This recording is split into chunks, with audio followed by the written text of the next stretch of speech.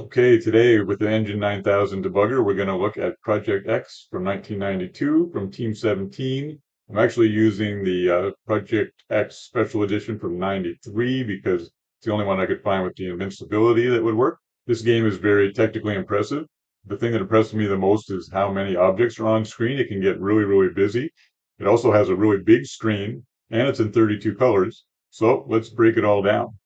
The first really interesting thing that I found in the palette visualizer is yes, the main screen is in 32 colors, but then up here, this strip is actually an extra half bright. So it's got the same 32 colors in the first half, but then the second half is the half bright versions of those same colors. So 64, and then at the bottom here on this strip, it's just 16 colors, and then it goes back to 32.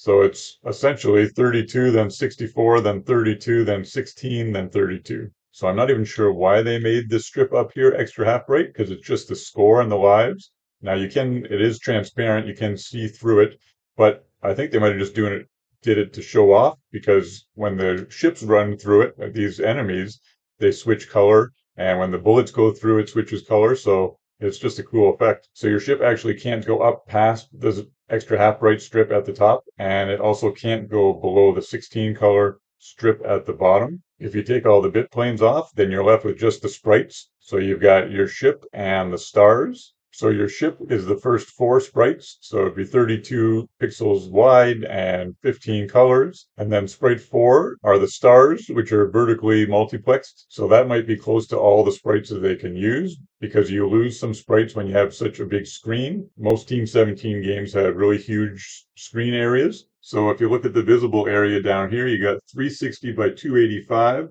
I think the debugger might be overestimating it a bit, but it's definitely a little bigger than 320 by 256. Now, if you look down here, it looks like the game is 50 frames per second, but there's a caveat to that, because watch this, if I do it frame by frame, so frame, frame, frame, frame, frame, the only thing that moves every frame are the stars. So what the debugger does, if anything is moving every frame, then it says that it's 50 frames per second.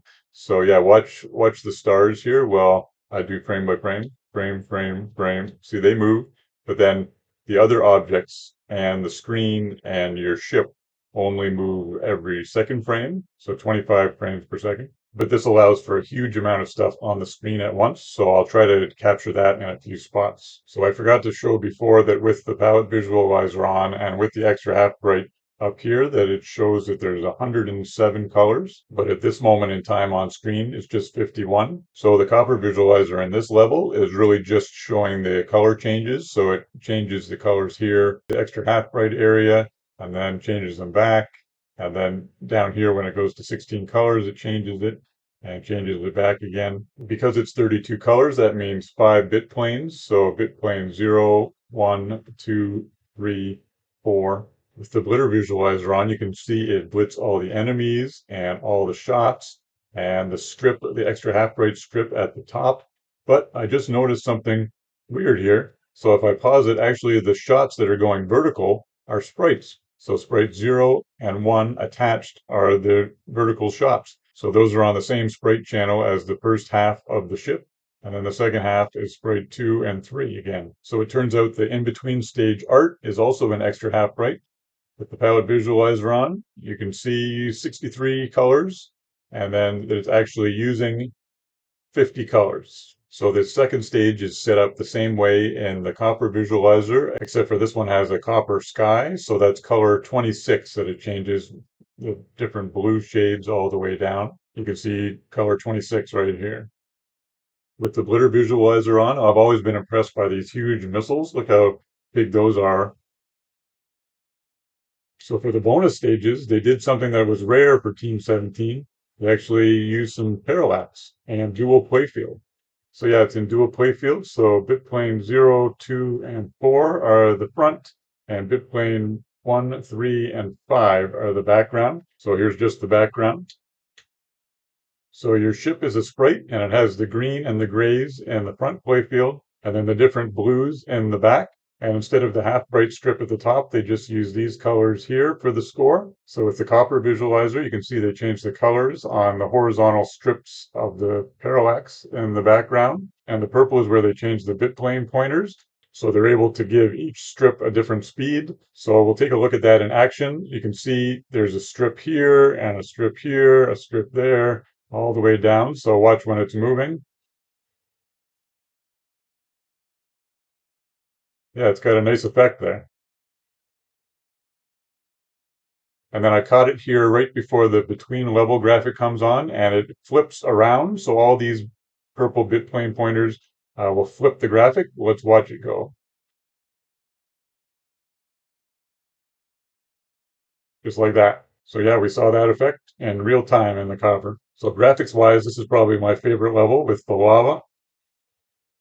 Speaking of a lot of things on screen at once earlier, look at all these stalactites that are falling on me. And then this crazy amount of firebirds. This next level with the water is cool. When you go up and down, it splashes. And if I put on the copper visualizer, you can see right here that it changes the palette for the water. Here it is with the palette visualizer. So look how many colors there are here, 166. That's with the 32 colors and then the switching of the palette, all 32, and the extra half bright. So 166 altogether. And then right here, for example, we have 76 colors in game. This final level in the special edition has those animated lights in the background there. That's one thing I think the game could have used more is more animations in the background. So let's see how that's done. Let me just pause it. So in the copper visualizer, you can see here that it changes color 8 and color 8 again, and then it does it here and here. But when the game is in motion, you can see the colors also move up and down in the copper visualizer. And if you put your cursor over it, the colors change because they're blinking. So it keeps changing the color. And then in the palette visualizer, it's this color right here. See all the colors changing? And the final thing I wanted to show was the fireworks on the high score screen. So at first I thought they were all be sprites, but if you put on the blitter visualizer, it's just blitting these 3 different areas. But there are sprites. So if you take that off and you take all the bit planes off, then that's the sprites. It looks pretty good like that, but I thought it was kind of funny when you look at the individual sprites. Here's sprite 0 and sprite 1. That's just one little pixel shooting off. Sprite 2, also one little pixel. Sprite 3, sprite 4, sprite 5, sprite 6, and sprite 7. You have to put them all together to start getting something substantial. So by the time you get all the way up, then you've got them all then. So I thought that was cute.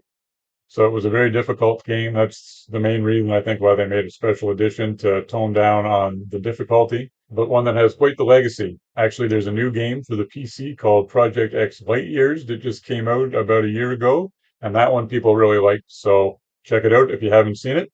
And thanks so much for watching this video. Always appreciate it. Please like and subscribe if you haven't yet, and always welcome comments. So thanks again. Till next time, take care.